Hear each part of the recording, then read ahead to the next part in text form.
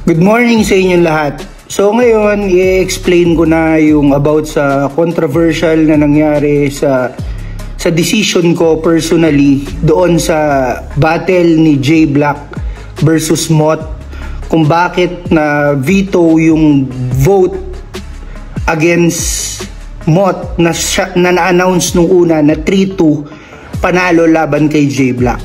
So kung mapapansin nyo yung laban ni Romano versus Unico sa video na yon, nagsalita ako doon sa bago ako mag-announce kung sinong nanalo sa battle, na para sa akin tabla yung laban na yon.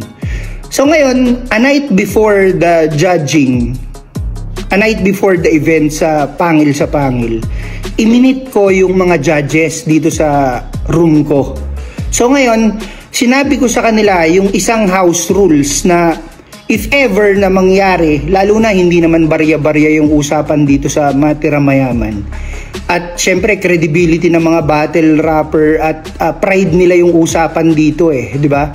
So if ever na mangyari na dikit, sobrang dikit nung laban, sinabi ko sa kanila na meron akong karapatan as parang hidden judge ng battle na ako yung bumoto or pumili kung sino yung pwedeng manalo. So nung nag-announce ako na ang nanalo 3-2 pabor kay Mott, sobrang lutang na kasi ako kagabi. At saka tumagal akong kausapin sila kung sino yung nanalo. Tapos in-announce ko na ang nanalo 3-2 si Mott.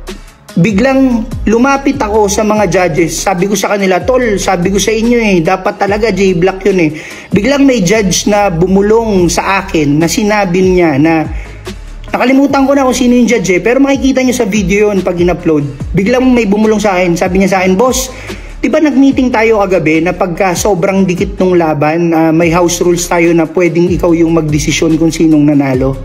So basically, para sa akin kagabi, ang nanalo si J Black.